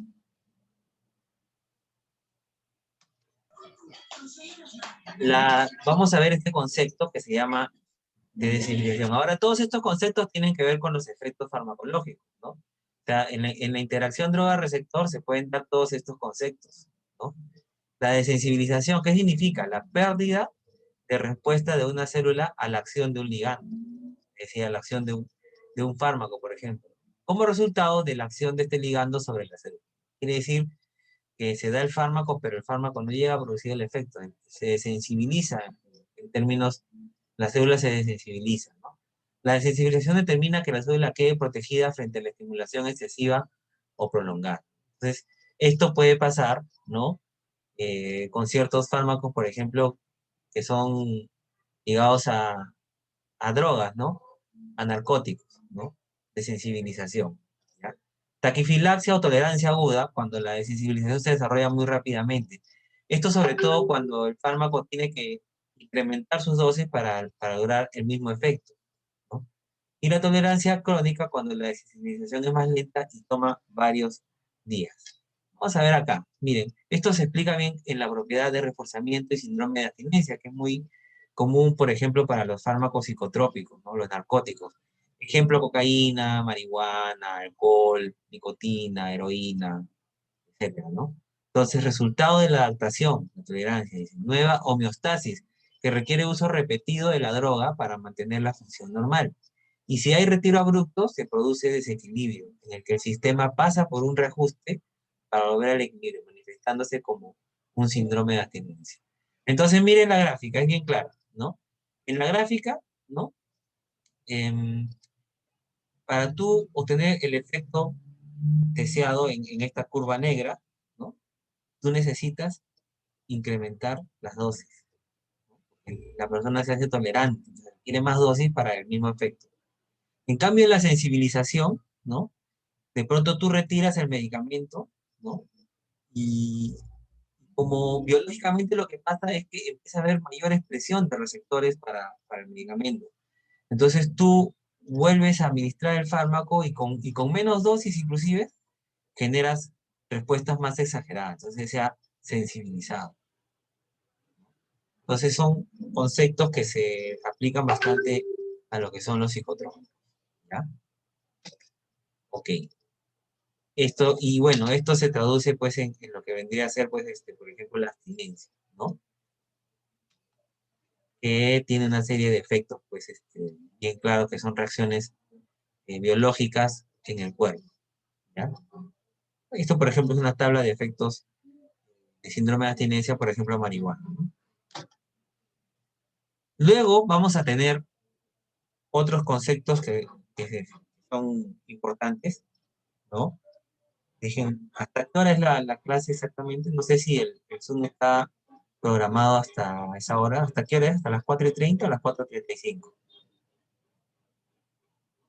¿Me puede confirmar? 4:35, profesor. Ya. 4:35. ¿Y el Zoom se va a apagar solo o podemos seguir aquí? No, se Profesor, puede puede continuar. finalizar.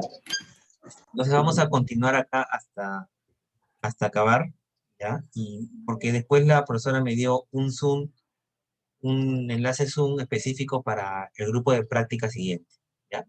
Pero primero terminemos aquí, ¿ya? Todo el grupo. No sé si todo el grupo puede continuar todavía. ¿Tienen otra clase? ¿El grupo del día jueves tiene otra clase? La clase acaba a las 4:35, todavía hay minutos.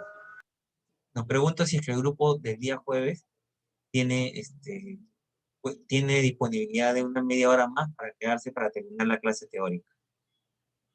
No, profesor, en mi caso yo tengo clase a las 4:35. Ah, correcto. Muy bien. Entonces, ¿no? Tomando en consideración ello, ¿no? Eh, esta siguiente parte de la clase la tendría que hacer la siguiente semana, pues, ¿ya? O lo otro que podría hacer es continuar y el grupo del día jueves tendría pues que escuchar la clase grabada. ¿Podemos hacer eso?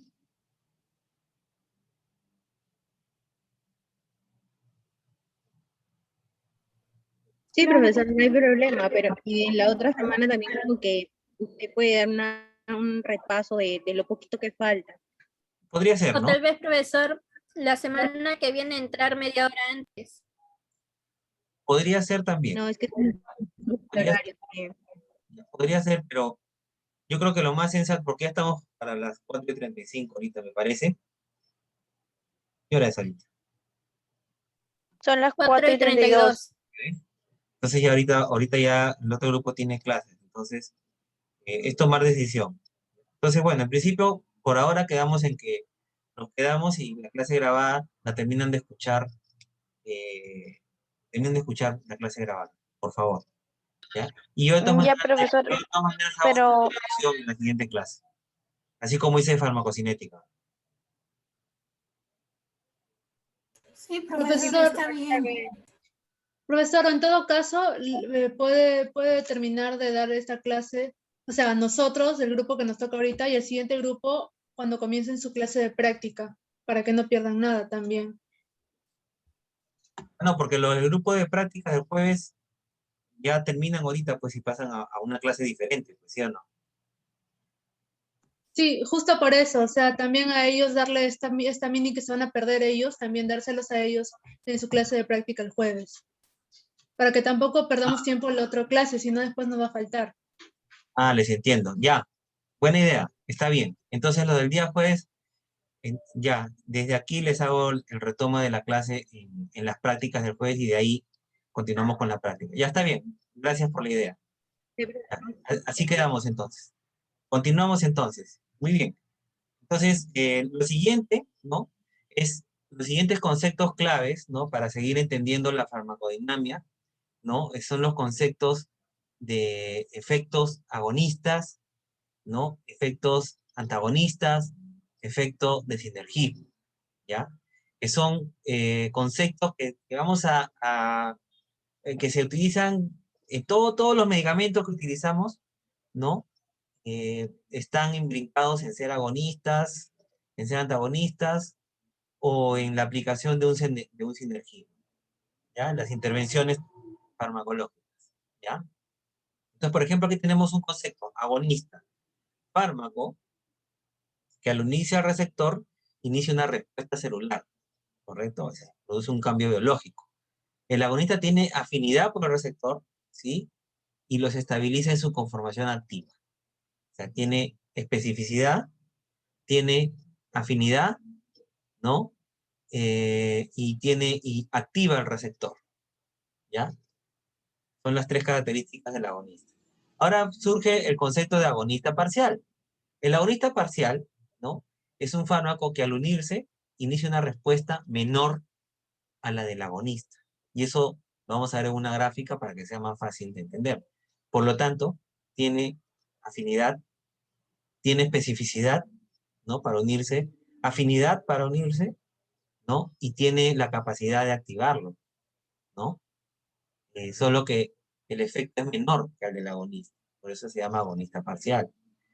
Y tenemos el concepto de agonista inverso, que es el fármaco que al unirse al receptor produce un efecto opuesto al agonista, ¿correcto?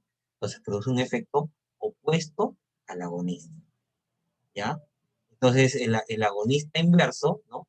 Tiene especificidad por el receptor, afinidad por el receptor, ¿no? Y estabiliza también, o sea, tiene actividad sobre el receptor, pero en su estado inactivo. En cambio, el agonista pleno y el agonista parcial en el estado activo. ¿Correcto? Entonces, son tres conceptos que lo vamos a ver ahorita también un poquito más detalle, ¿ya? Luego tenemos el concepto de antagonista. Vendría a ser un fármaco, una sustancia que mediante un mecanismo determinado termina por inhibir o reducir el efecto del agonista. ¿Correcto? Básicamente eso es lo que vendría a ser un antagonista. Sinergismo sería la interacción farmacodinámica donde ocurre un aumento cuantitativo, ¿ya? De la acción farmacológica, pero por la administración simultánea de otro fármaco, ¿ya? Es decir, tienen que haber dos fármacos en escena, ¿no? Para que se produzca un sinergismo. Tienen que haber dos fármacos en escena para que se produzca un antagonismo, ¿no? ¿Correcto? Entonces, mecanismo de sinergismo, mecanismo de antagonismo, ¿no? En el caso del sinergismo, el efecto será de upregulation o será positivo en relación a la salida, ¿no? Entonces, se supone que aumentarían los efectos, ¿no? Y en el antagonismo se supone que más bien uno de las vías va a antagonizar a la otra. El efecto va a ser de disminución, por lo tanto. ¿Ya? Ok, vamos a avanzar. Profesor, una pregunta. ¿Y si hablamos de sinergismo durante el embarazo, cómo sería? Ahorita vamos a llegar justamente a esa parte, ¿ya? El concepto es el mismo, o sea, no cambia el concepto. Por eso es que les dije que en realidad, ¿no? La farmacodinámica en el embarazo, principalmente, ¿no? Se da por los cambios fisiológicos en la gestante, ¿no? Terminan por alterar sobre todo a la farmacocinética en la gestante. Es decir, y que eso, ¿no? Termina por poder alterar la farmacodinámica, ¿ya? Y eso lo voy a, justo tengo una tablita al final que trato de resumir esa característica, ¿ya? Primero entendamos estos conceptos macros, ¿ya? Entonces tenemos el agonista, ¿ya? El agonista es la droga, ¿no? Que va a ocupar el receptor y que activa el receptor, ¿correcto? El antagonista es la droga que ocupa el receptor, pero que no activa el receptor. Entonces acá tenemos un agonista que al actuar sobre el receptor lo va a activar en toda su plenitud, ¿no? En el antagonista, ¿no? El fármaco ocupa el sitio del receptor, ¿no? Digamos, lo desplaza, ¿no? De tal manera que no hay activación del receptor, ¿ya? Aquí en el antagonista, ¿no? Si la concentración en el lugar de acción del agonista aumenta, puede desplazar al fármaco antagonista, ¿ya? Una pregunta.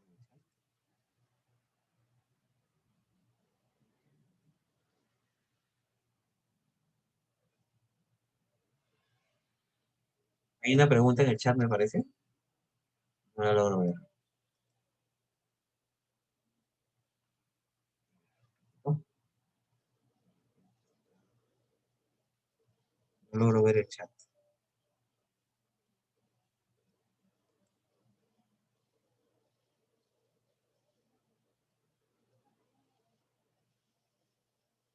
No logro ver el chat. Bueno, sigamos entonces. ¿Cuál es la pregunta? No sé si alguien la puede No hacer hay a... ninguna pregunta, profesor, no hay ninguna pregunta. Ah, ya, ok. Entonces, debe haber sido falsa la pregunta. Aún así me parece extraño que no pueda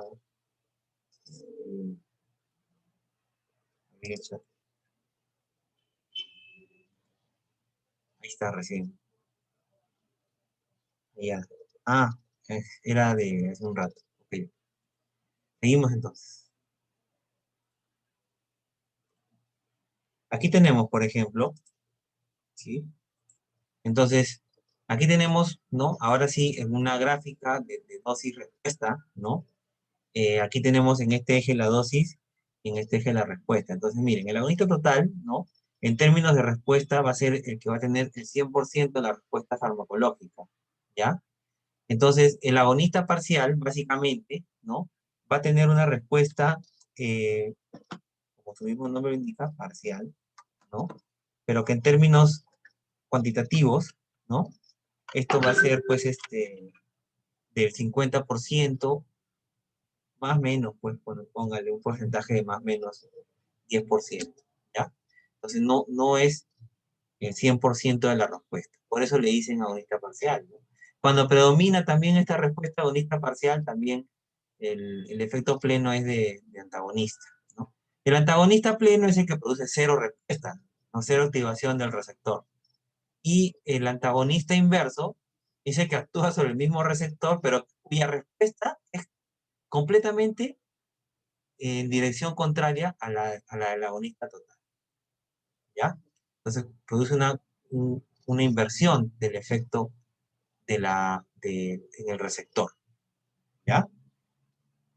Ok, el concepto de potencia, ¿no? Potencia farmacológica, tiene que ver también con la relación droga-receptor y la concentración del fármaco necesaria para tener un efecto determinado, la afinidad. La dosis efectiva 50 es un concepto importante, es la dosis de un agonista que causa el 50% de su efecto máximo. Entonces, la dosis se aleja hacia el 100 en este caso, ¿no? La potencia será menor. Si la dosis se acerca hacia el 0, ¿no? La potencia será mayor, ¿correcto? En términos de la dosis efectiva 5. Aquí tenemos otro concepto muy importante, ¿ya? Es el concepto de alosterismo. Miren, van a encontrar ustedes, ¿no? El mecanismo de acción del fármaco. Ah, es un agonista. Ya, muy bien. Eso estaba perfecto hasta el año 98. ¿Ya? Pero ya ahorita no, ya ahorita 2021 olvídense, ¿no? O sea, ahora tienes que ser más específico, ¿no? Claro, más específico en términos del conocimiento, ¿no? Hoy en día ya no basta con decir, es un agonista, es un antagonista. Eso es lo primero que debes saber identificar, sí, por supuesto, ¿no? Y en términos prácticos te sirve bastante, ¿no? Pero como profesionales de la salud, ¿no? Eh, Evidentemente, pues, tienen que saber un poco más, ¿no? Entonces, por ejemplo, pues, el concepto de agonista y antagonista, un estudiante de técnico de salud lo sabe, está dentro de su programa aprender esos conceptos, ¿ya? Pero de que sea un agonista alostérico o, ¿no? Ya es una cosa que ya se complica más. Entonces, miren, el receptor, ¿no? Va a tener un sitio donde se liga el fármaco, ¿correcto? Que puede ser a nivel extracelular, intracelular, ¿no? Etcétera. Ya, eso lo hemos visto previamente, hace un momento, ¿no? Cuando el fármaco se liga al sitio en el receptor, donde es el sitio del ligando endógeno, ¿correcto? Por ejemplo, el ligando endógeno es el neurotransmisor GABA en el receptor GABA A, ¿ya? En la subunidad A, el receptor GABA A, ¿ya? Entonces, ese es el sitio de donde se liga el neurotransmisor GABA en el receptor GABA A y que al unirse apertura el canal de cloro, ¿no? Ese sitio donde se une el GABA es el sitio que le llaman sitio de unión ortostérico, ortoestérico, ¿ya? Entonces, miren ustedes, ¿no? Digamos que la mayoría de los fármacos, ¿no? Presentan la unión al sitio ortostérico, ¿no? Entonces, cuando se unen al sitio ortostérico, evidentemente, ¿no?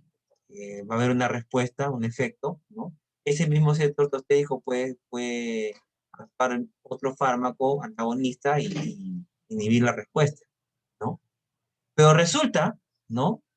Que hay otros sitios en el mismo receptor, ¿no?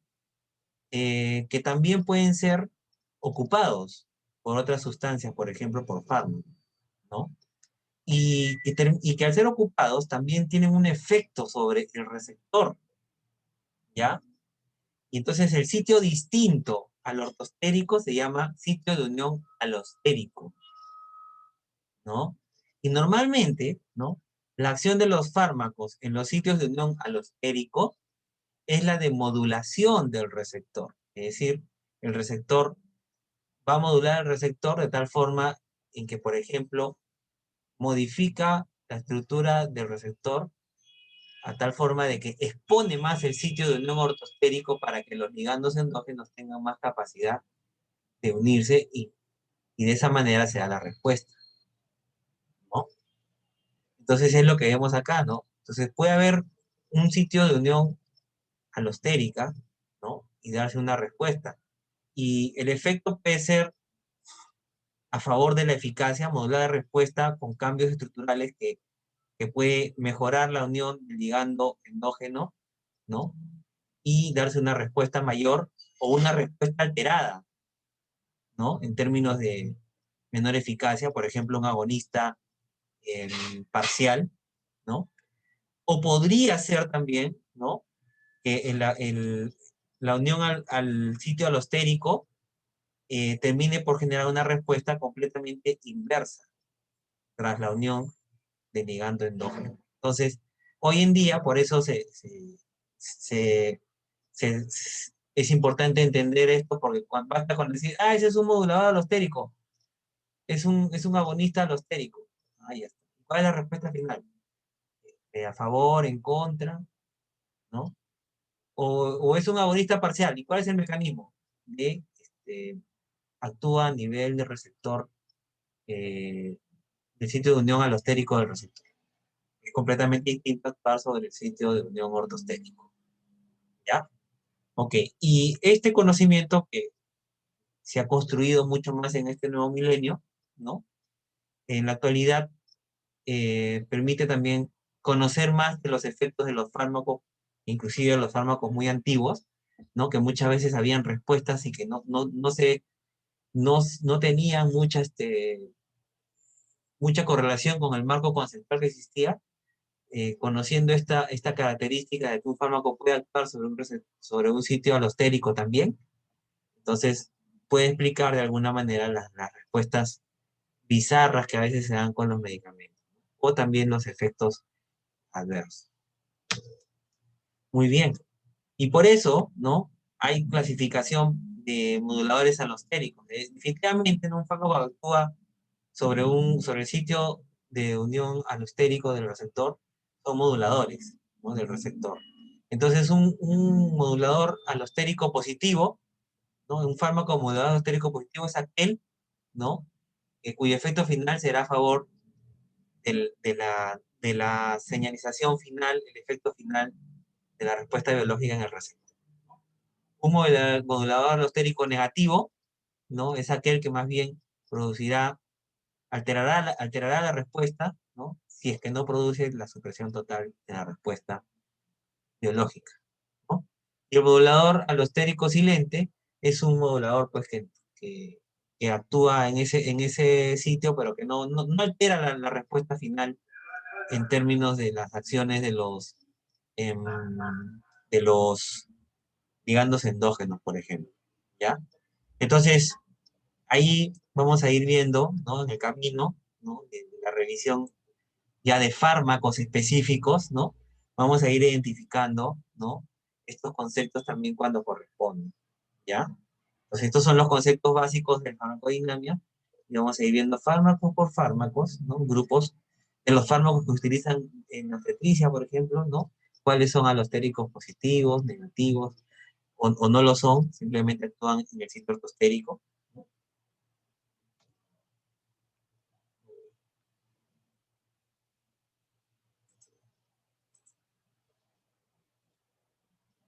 Bueno, esto lo hemos visto, ¿no? La interacción fármaco-receptor, el agonista total, parcial, inverso, compuesto inactivo o antagonista, ¿no? Ya lo hemos explicado aquí. El agonista total es la máxima respuesta, ¿no? El agonista parcial es la respuesta al 50%, ¿no? El antagonista es la respuesta cero, ¿no? Y el agonista inverso es que la respuesta es completamente contraria al agonista total, ¿no? Y esto se explica, por ejemplo, ¿no? Por la acción en los sitios alostéricos en los receptores, ¿no? Por ejemplo. ¿No? Hemos hablado del agonista inverso, ¿no? Por ejemplo, la histamina es un agonista, ¿no? Inverso, ¿correcto? Y el agonista inverso es la histamina es un agonista pleno, ¿no? Y el antihistamínico, por ejemplo, clorfenamina es un agonista inverso. Y bueno, acá tenemos la clasificación de los antagonistas, ¿ya? Agonistas de receptores y agonistas de no receptores, ¿no? Acá tenemos a los antagonistas químicos y a los antagonistas fisiológicos, por ejemplo. Acá tenemos a los antagonistas de los receptores, por ejemplo, sitio de activo de unión, ¿no? Puede ser un sitio reversible, ¿no? Entonces acá es un antagonista competitivo. Un sitio irreversible, un antagonista no competitivo del sitio activo, hay fármacos que se ligan al receptor y ya no pueden ser desligados nuevamente, así aumenta la concentración de otro fármaco, y eso tiene que ver mucho con con sus enlaces covalentes que existen entre el fármaco y el receptor. En cambio, los antagonistas competitivos pueden ser revertidos sus efectos aumentando la concentración del agonista. Y la unión alostérica que hemos hablado, ¿no? Que puede ser reversible o que también puede ser irreversible, ¿no? Antagonista alostérico no competitivo. ¿Correcto? Muy bien. Entonces, los antagonismos. Antagonismo competitivo, conclusión. Es el antagonista que compite con el ligando para unirse con el sitio activo, ¿no? Altas concentraciones de un agonista pueden superar el antagonismo competitivo. Antagonismo no competitivo del sitio activo, ¿no? Conceptos. Se unen en forma covalente, ¿no? A una afinidad muy alta al sitio agonista, ¿no? Así que incluso altas concentraciones de un agonista no pueden activar el receptor, ¿no? Entonces estamos, conclusión del concepto. Antagonistas químicos, por ejemplo, secuestran al agonista y evitan que interactúe con el receptor, ¿no? Por ejemplo, las sustancias quelantes. Antagonismos fisiológicos inducen una respuesta fisiológica opuesta al del antagonista, al del agonista, pero mediante un mecanismo molecular que no involucra el receptor agonista. Esto es muy interesante, ¿no? Porque este es un mecanismo que se utiliza bastante en medicina, ¿no? Sobre todo en eventos de emergencia toxicológicas, ¿no? Por ejemplo, a ver, pues los órganos fosforados, ¿no? Producen mayor actividad colinérgica, o sea, mayor actividad de la acetilcolina, ¿no? Entonces, por ejemplo, mucha acetilcolina en el cerebro produce convulsiones, ¿no? Porque la acetilcolina genera apertura de canales iónicos de sodio, ¿no? Aumenta los potenciales de acción y eso produce convulsiones, ¿correcto? Entonces, eso produce los órganos fosforados, ¿no? Porque inhiben a la acetilcolinesterasa, que es la enzima que metaboliza la acetilcolina, ¿ya? Entonces, el órgano fosforado, ¿no? Se liga fuertemente a la acetilcolinesterasa. Entonces, se necesita un mecanismo que no sea actuando sobre el órgano fosforado, ¿no? Entonces, para inhibir las convulsiones en una situación de emergencia, ¿no? Entonces se utiliza un antagonismo fisiológico o no competitivo. Yo utilizo, por ejemplo, diazepam, que es un agonista de receptores GABA-A, ¿no? Y este es un receptor ligado a canal de cloro. Apertura canales de cloro y produce hiperpolarización. Entonces ahí es la vía GABAérgica activada, ¿no? Que actúa sobre la vía colinérgica activada en el cerebro. Entonces son dos vías diferentes, son receptores diferentes y son efectos fisiológicos diferentes que se están antagonizando, pues. Entonces es un antagonismo fisiológico o no competitivo también, ¿ya? Muy bien, ¿no? Entonces ya hemos visto la interacción fármaco-receptor, ¿no? Hemos visto la acción agonista, la acción antagonista, el antagonista no competitivo, el antagonista competitivo, los hemos descrito, hemos dado un ejemplo, ¿no? Otras definiciones importantes son las de dosis, ¿no? Para farmacodinamia la dosis es importante, ¿no? Es la cantidad de sustancia administrada o absorbida por un individuo en proporción a su peso o volumen corporal. Ordinariamente, en 24 horas se suele expresar en miligramos por kilogramos, ¿correcto? Muy bien. La dosis efectiva 50 es la dosis de la sustancia que origina un efecto definido en un sistema dado. Y la dosis tóxica es la proporción de la sustancia que produce intoxicación sin que llegue a ser letal, ¿ya? Yo asumo que en la práctica, en la clase de farmacocinética se les ha hablado pues de la concentración mínima efectiva, máxima efectiva, mínimamente tóxica, ¿no? El área bajo la curva, esos parámetros farmacocinéticos clínicos, ¿no? Entonces, para que haya una dosis tóxica, tiene que superarse la concentración máxima efectiva, ¿no? Para ya estar en niveles ya tóxicos. Dosis letal, se habla de la dosis letal mínima, ¿no? La menor cantidad de sustancia que introducida en el organismo produce la muerte a un individuo. La dosis letal 50, dosis calculada estadísticamente de un agente químico o físico, radiación, que se espera que provoque la muerte al 50% de los organismos de una población bajo un conjunto de condiciones diferentes. Es decir, la muerte en un 50% de la población. Y la dosis máxima tolerable, ¿no? Es la cantidad máxima de una sustancia que introducida en el organismo no mata a los animales experimentales. Estas dosis son más para la parte experimental en roedores, ¿no? Que es la fase previa al estudio en humanos de los fármacos. Ok. Las interacciones, ¿no? Como habíamos hablado, son de sinergismo, de antagonismo, ¿no? Las interacciones de sinergismo podrían ser sinergismo de potenciación, que sería lo que estaría faltando, o sinergismo de suma, ¿no? Pero en un sinergismo, ¿no? La interacción de dos fármacos terminan por aumentar el efecto farmacológico, ¿ya? Entonces, por ejemplo, a ver, un sinergismo de potenciación, por ejemplo, se da entre la amoxicilina y el ácido clavulánico, ¿ya? La amoxicilina, ¿no? Es un antibiótico betalactámico, ¿no? Que actúa sobre la pared celular, ¿no? De las bacterias, ¿correcto? El ácido clavulánico es un inhibidor de la beta-lactamasa. La beta-lactamasa es un mecanismo de protección de las bacterias. Entonces, cuando se dan las dos drogas juntas, el efecto de la amoxicilina se potencia, porque la beta-lactamasa inhibe o disminuye el efecto de la amoxicilina. Entonces, el dar juntos amoxicilina más ácido clavulánico es la aplicación de un sinergismo de potenciación.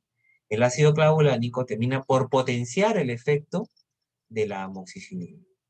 Ese es un ejemplo, por ejemplo, de sinergismo de potenciación. Un sinergismo de suma, ¿no? Eso se aplica, por ejemplo, en algunas combinaciones de fármacos, de presentaciones farmacéuticas para el manejo del dolor, por ejemplo, ¿no? Por ejemplo, el famoso Saldiar, ¿no? Que es el paracetamol con el tramadol, ¿no? Entonces, en esa formulación en la cual tú das esas dos drogas, ¿no? Tú das menos dosis de ambas drogas, ¿no? Pero que en sumatorio sus efectos dan el 100% del efecto, ¿correcto? No más del 100, sino dan el 100% del efecto, ¿ya? Porque es una suma.